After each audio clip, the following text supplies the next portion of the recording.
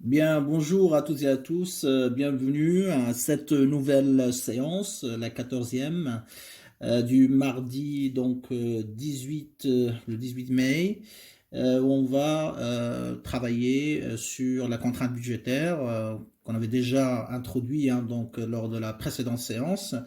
Et on avait expliqué que la contrainte budgétaire, c'est l'obligation pour le producteur de respecter l'égalité entre son budget et l'ensemble de ses dépenses, comme on a fait d'ailleurs pour le consommateur. Et cela implique bien sûr que le budget, qui est égal au coût total, est égal au coût du travail, la somme du coût du travail, ou la dépense on va dire en achetant l'input travail, et plus bien évidemment la dépense en capital, c'est-à-dire ce que paye le producteur pour acheter, voilà, que ce soit des équipements, des machines, des outils, etc. Très bien. Alors, donc on avait écrit cette contrainte budgétaire comme suit, c'est-à-dire l'égalité entre le budget, on l'appelait, ou le coût, d'accord, et l'ensemble des dépenses en travail et en capital, WL plus RK. Donc on avait dit que W c'est le prix d'une unité de travail, fois la quantité de travail achetée, plus R, le prix d'une unité de capital, fois la quantité de capital utilisée.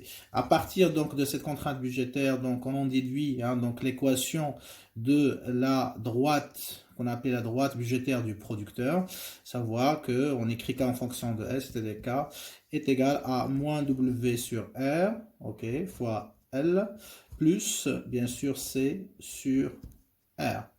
Et donc la droite, donc ça c'est ce qu'on appelle l'équation de la droite d'Isoku.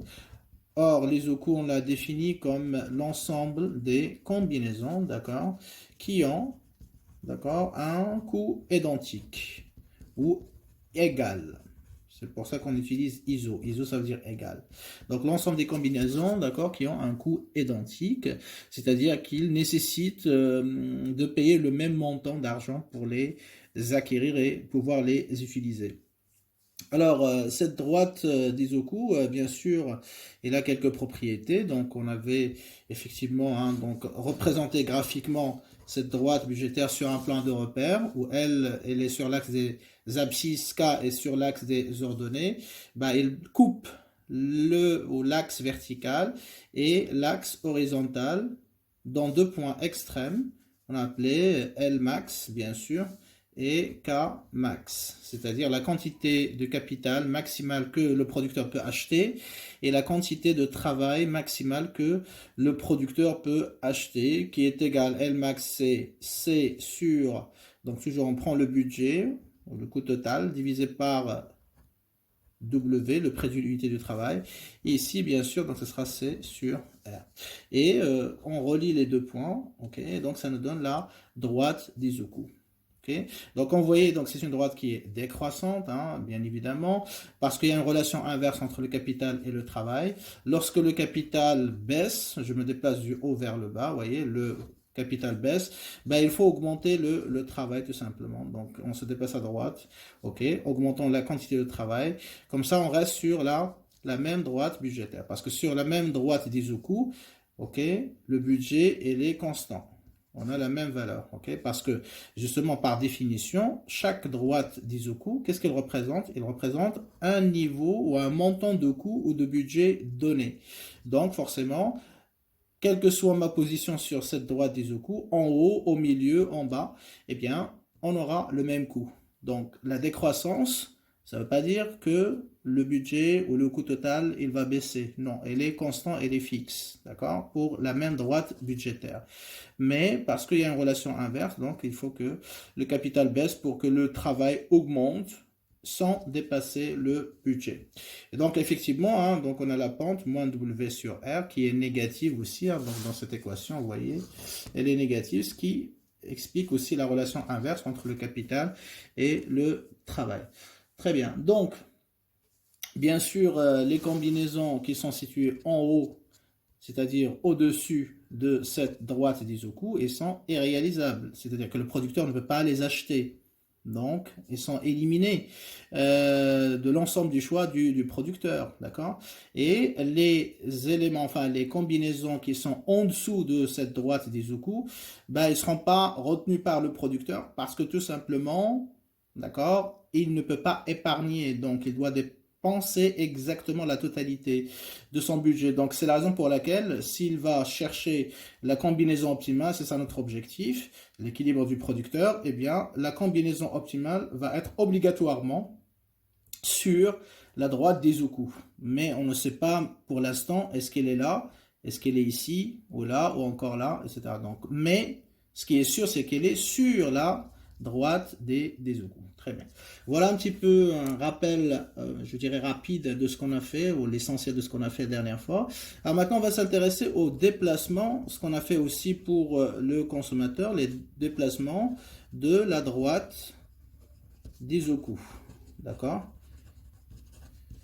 Donc vous allez voir, hein, c'est à peu près la même logique qu'on avait adoptée pour la droite budgétaire du consommateur. Très bien. Alors on a vu hein, donc que la droite budgétaire, si on veut étudier ces déplacements, donc on va voir quelles sont les variables qui influencent ces droites budgétaires.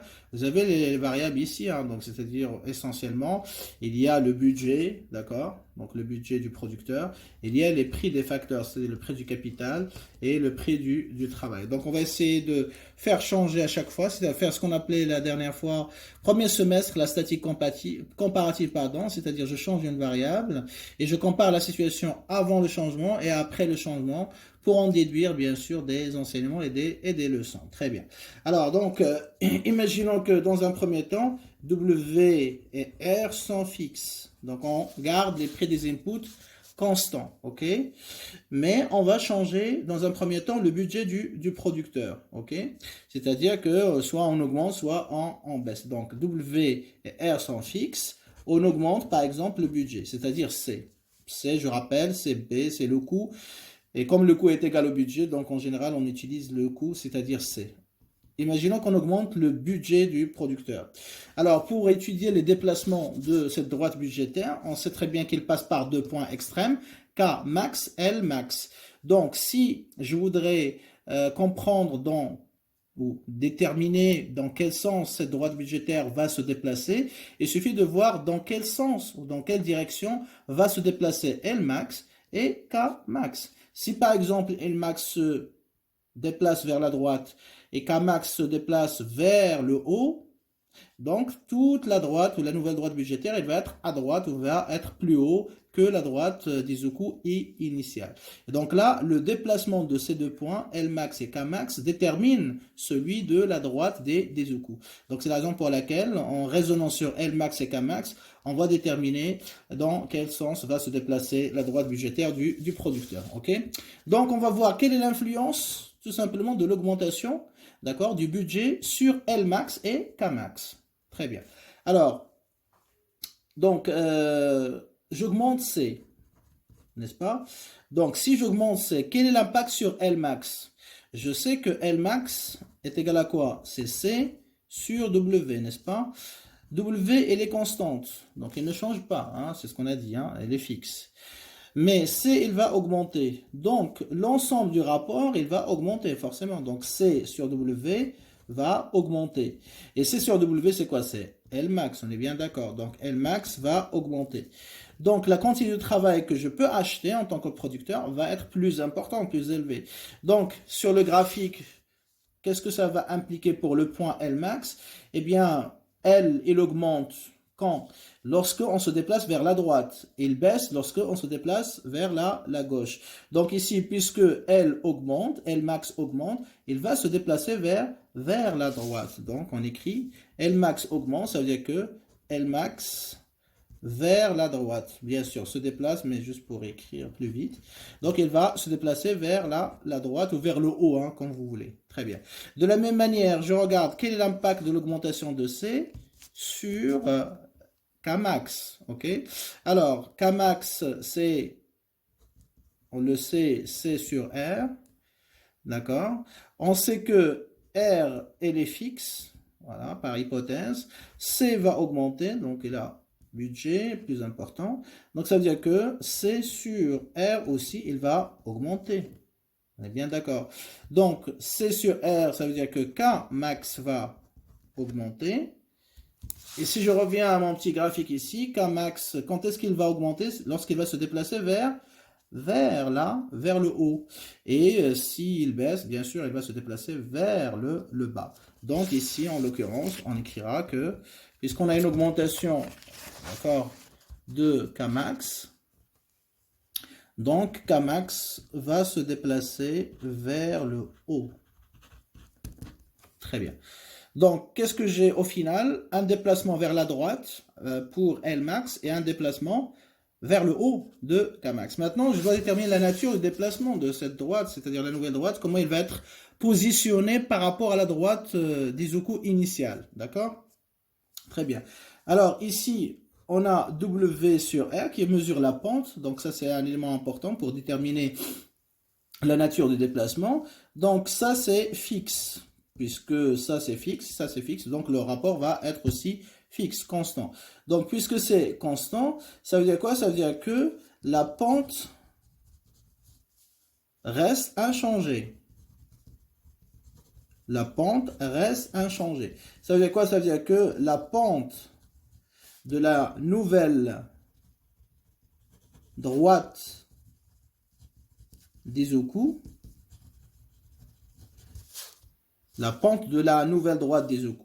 va être identique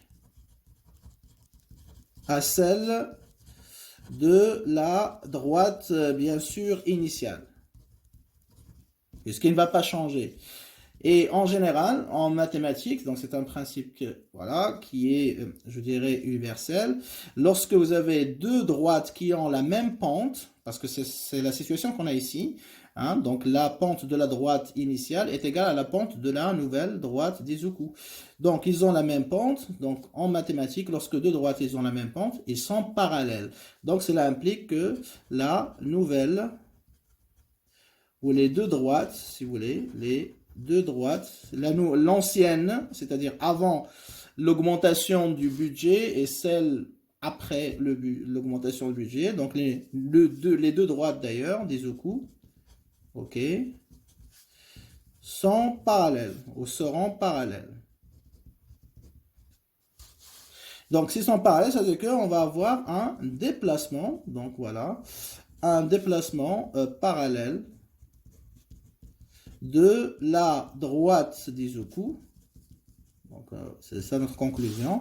Donc, si on augmente le budget et on garde les prix des facteurs des inputs capital et travail fixe, qu'est-ce qui va se passer pour la droite d'Izuku? Il va se déplacer de manière parallèle, d'accord? Donc, déplacement parallèle de la droite d'Izuku vers quelle direction? Vers le haut ou vers la droite. C'est la même chose. Ok? Très bien. Donc, je vais illustrer ça ici, graphiquement. Donc, j'ai une droite d'Izuku initiale. Je vais l'appeler hein, donc D0, par exemple. Donc, ici, c'est Lmax, c'est-à-dire C sur W. Ok? D'accord? Et là, c'est C sur R. Ok? Très bien, donc on peut l'appeler, hein, donc si vous voulez, C0, ça c'est C0, le budget initial, ok, donc est représenté par la droite D0, la droite d'Izuku, ok.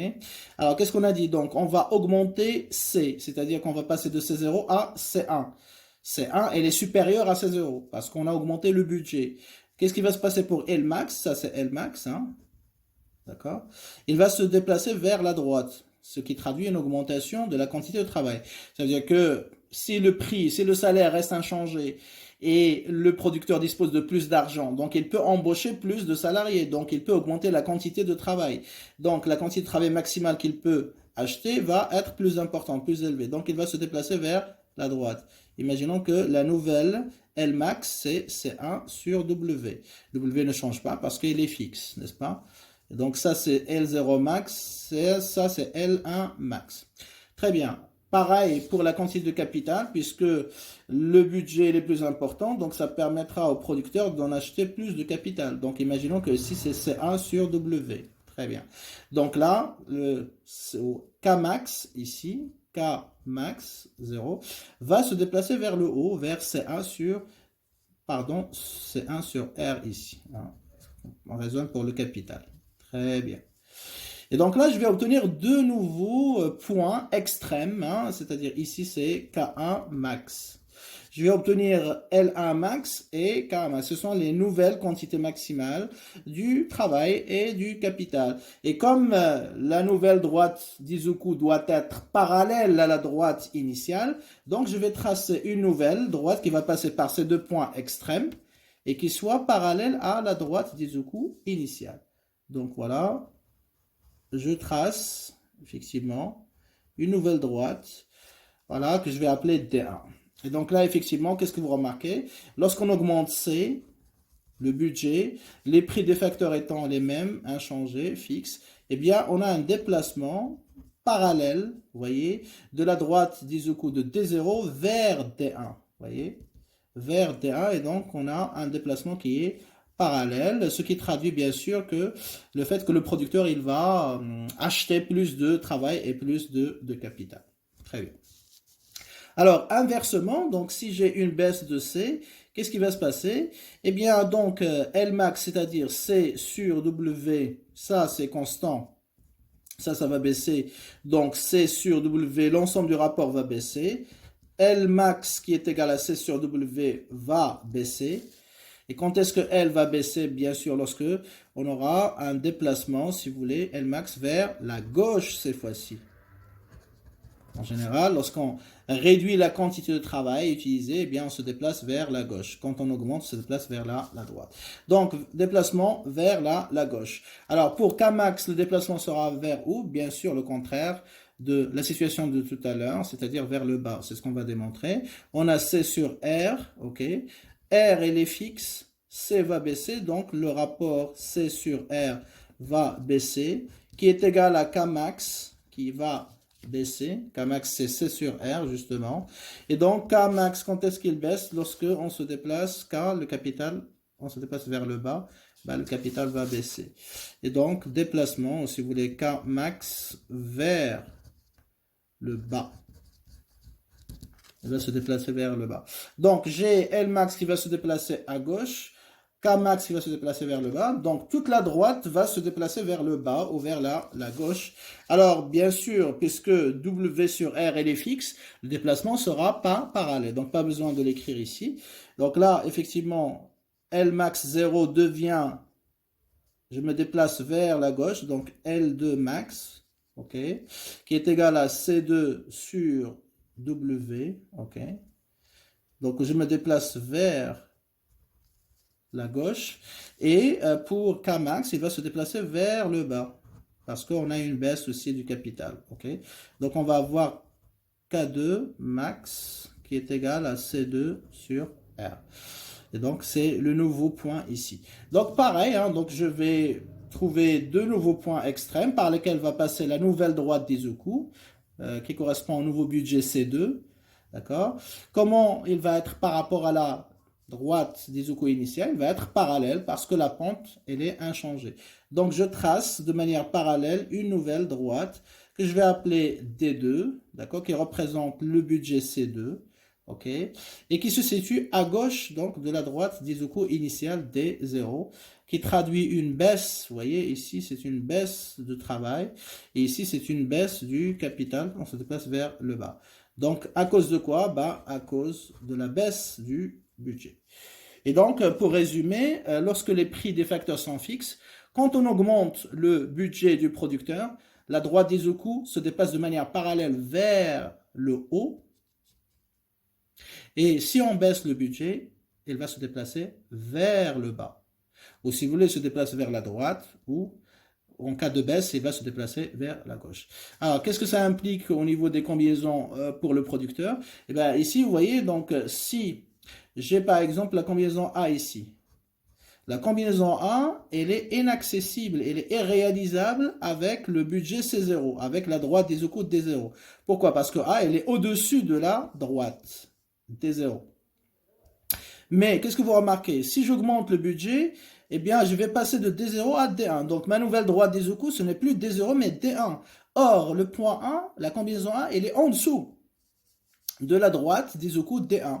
Ce qui veut dire que A qui était irréalisable devient réalisable, puisque je peux l'acheter avec mon nouveau budget qui est égal à C1. Vous voyez?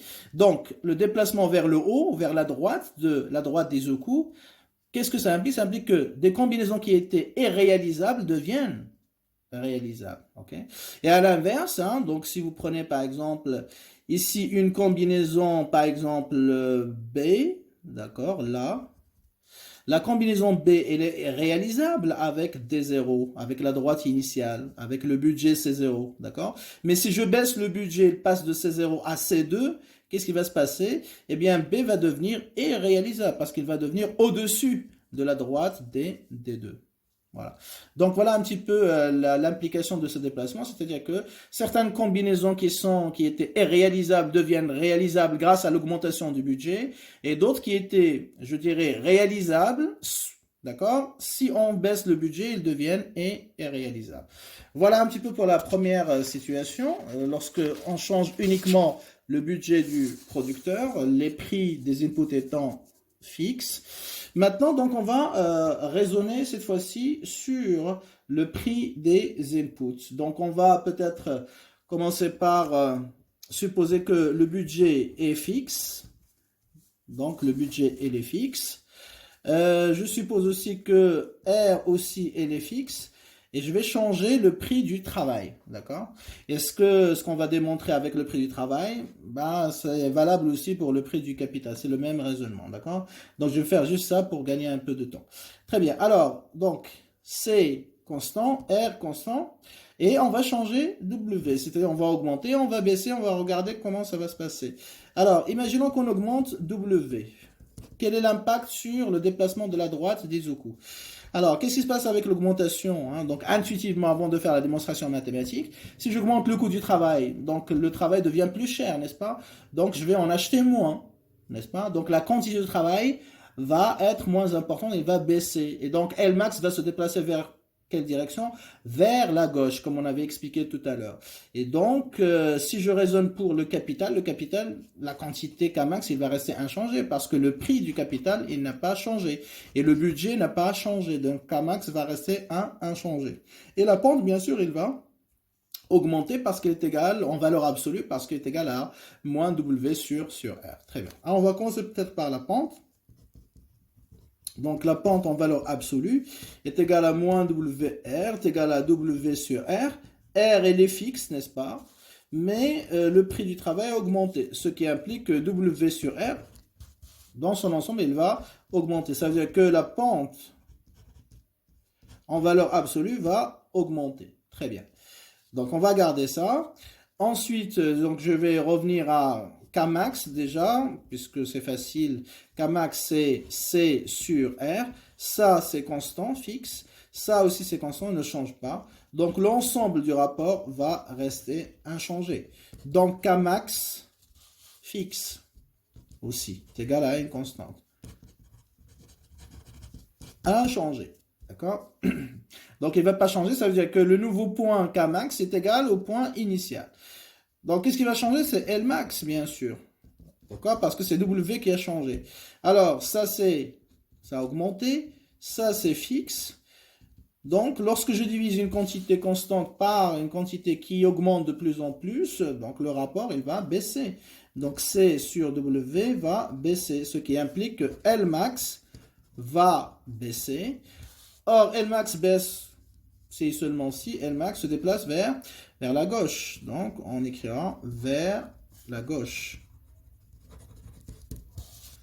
Très bien. Et donc là, si je traduis tout ça graphiquement, pardon, qu'est-ce que ça donne? L, K, voilà. Alors, donc j'ai une droite initiale. Je vais l'appeler D0, bien sûr. Ici, j'ai L0 max, ok, qui est égal à C0 sur W. Ok, ici, j'ai K max, tout simplement. Donc, C sur R. Très bien. Alors, qu'est-ce qui va se passer? Donc, on a dit, hein, donc Kmax 0 est égal à K1 max parce qu'il reste inchangé, il est fixe. Donc, j'aurai le même point ici. Et pour Lmax, il va changer. Il va passer de L0 à L1. L1 max, il est à droite ou à gauche? Ben, il est à gauche. Pourquoi? Parce qu'on a dit, la quantité de travail, il va baisser. Donc, s'il baisse, on va se déplacer vers la gauche, ici, par exemple.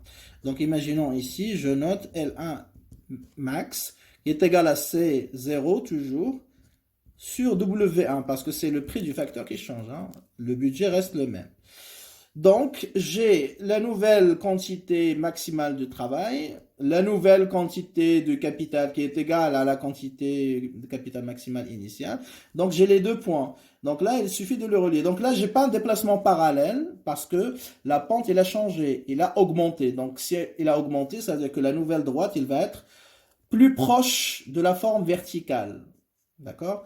Et effectivement, lorsque je trace cette nouvelle droite budgétaire que je vais appeler D1, vous voyez, hein, donc elle est plus proche de l'axe vertical, hein, donc sa forme elle est un peu plus pointue. Ok? Très bien, moins aplati que D0 en tout cas. Donc, qu'est-ce que vous remarquez ici? Qu'est-ce qui s'est passé pour la droite des Izuku? Elle ne s'est pas déplacée de manière parallèle, non, elle s'est déplacée vers la gauche. On est bien d'accord? Ce qui traduit une baisse de L suite à une augmentation du coût du travail, le prix du travail. Et donc, effectivement, puisqu'on a le même point, qu'est-ce qu'on remarque en fait? C'est comme si cette droite, elle a tourné, rappelez-vous, c'est la même logique que pour le consommateur, la droite budgétaire chez le consommateur. Cette droite, elle a tourné autour de ce point, puisqu'il est commun avec voilà, la situation initiale. Donc, il y a une rotation de cette droite des Izuku D0 autour du point Kmax, c'est-à-dire autour d'elle-même, vers quelle direction? Vers la gauche ou vers l'intérieur. Donc, c'est comme si voilà, cette droite, il a fait une rotation, il a tourné, d'accord, autour de ce point-là, d'accord, vers l'intérieur ou vers la gauche, ce qui traduit, bien sûr, une baisse du travail. Très bien, donc on écrira ça. Donc, si R est constant et C est constant, une augmentation, bien sûr, donc du prix du travail entraîne un déplacement, on va dire, on va le caractériser, une rotation de la droite des Izuku, une rotation de la droite des Izuku autour d'elle-même, c'est-à-dire autour de Kmax, le point, autour d'elle-même vers la gauche, vers l'intérieur. Ce qui traduit bien sûr une baisse de la quantité de travail que le producteur il peut acheter, bien sûr. Ok? Très bien. Alors, inversement, donc si, imaginons qu'on a une baisse, voilà, du coût du travail, qu'est-ce qui va se passer? Eh bien, la pente, donc je refais le même raisonnement, qui est égal à moins W sur R est égal à W sur R, il va baisser parce que R, elle est fixe et ça va baisser. Donc, tout le rapport va baisser. Donc, on aura une baisse de la pente en valeur absolue. Ça veut dire la pente va se rapprocher de 0. Il va être plus proche de la forme horizontale, la nouvelle droite. D'accord? Alors, K max, bien sûr, restera inchangé. Donc, C sur R, elle est constant parce que ça, c'est constant et ça, c'est constant. Donc, je ne refais pas le raisonnement, il est clair. Lmax va changer. Lmax est égal à C sur W. Ça, c'est constant, bien évidemment, mais W va baisser. Et donc, tout le rapport, il va, bien sûr, hein, donc si je divise la même quantité par une valeur qui est décroissante, bah, ça va augmenter tout le rapport. Donc, CW va augmenter, c'est-à-dire que Lmax va augmenter. Et donc, il va se déplacer vers quelle direction? Vers la droite. Lmax va se déplacer vers la droite. Et donc, au total, si je reviens voilà, mon schéma, mon graphique, donc Kmax ne va pas changer, L1 max, bien sûr, hein, donc L0 max va se déplacer vers la droite, ici, imaginons que c'est L2 max, ici, et j'obtiens donc une nouvelle quantité du travail maximal que je peux acheter avec mon budget, hein, donc, qui est égal à C0 sur W2, hein, le nouveau salaire, ok? Très bien, qui est plus inférieur à W. Et donc là, Kmax ne va pas changer, donc je vais tracer une nouvelle droite, voilà, qui va passer par Kmax et L2 max. Je vais l'appeler D2. Donc là, vous voyez effectivement que D2, il est à droite de D0. Ça veut dire quoi? Ça veut dire que on a augmenté la quantité de travail qu'on peut acheter, effectivement, parce que le prix du travail, il a baissé, il est devenu moins cher. Et donc, on a une rotation, cette fois-ci, de la droite d'Izuku. Vous voyez, D0 se déplace. Voilà, il va tourner autour de ce point-là, d'accord? Vers où? Vers le haut ou vers l'extérieur, ok? Voilà, pourquoi? Parce qu'on a une baisse du coût du travail. Très bien, donc on raisonne, enfin on écrit la conclusion, excusez-moi. Alors donc, cela implique que on aura un déplacement, j'espère que c'est clair, c'est visible, voilà, déplacement. Alors la nature du déplacement, donc on aura une rotation, d'accord, de la droite d'Izuku,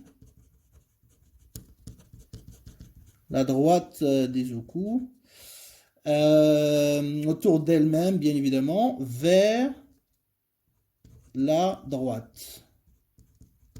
Vers la droite, c'est-à-dire vers l'extérieur. Ou vers l'extérieur, c'est la même chose. Qu'est-ce que ça traduit? Ça traduit une augmentation de la quantité de travail, bien sûr, utilisé. Ok? Voilà. Donc là, vous pourriez faire le même raisonnement dans le sens inverse en utilisant bien sûr petit r.